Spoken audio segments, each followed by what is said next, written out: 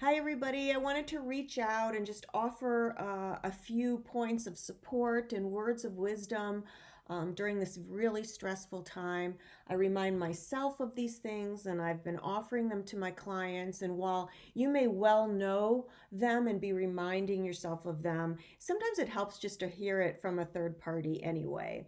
So, one point is this too shall pass. We'll get to the other side of it. That can be hard to remember when you're in the middle of the stress and you're being bombarded by it, but it will happen. We'll get to the other side.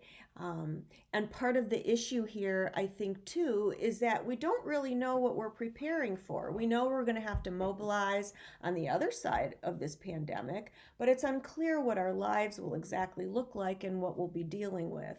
And that can be, in some ways, the most stressful thing because we don't know yet what exactly we're going to have to do to get things back to as close to normal as possible. So that's one thing to keep in mind. And another is remember that we're all human. That means we're all fragile and we're all flawed. That goes for you, that goes for me, that goes for everyone in your household. And so, what that means is under stress, we're likely to show our least positive sides to ourselves, to our partners, but that we can just expect. Don't be shocked by that because the stress is going to bring that out in everyone.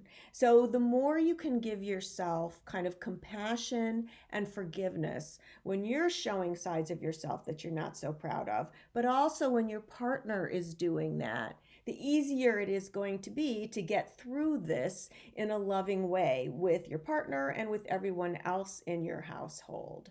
And another thing to keep in mind, which is related to what I just said, is the more compassion you can bring to yourself and your partner during this time, the more likely it's going to be that you can maintain your intimate relationship, your sexual relationship, your emotional intimate relationship with your partner relatively intact in spite of all this stress. Um, Giving space for people to be flawed is a really compassionate thing to do. It is the case that stress can strengthen us. That's absolutely fact.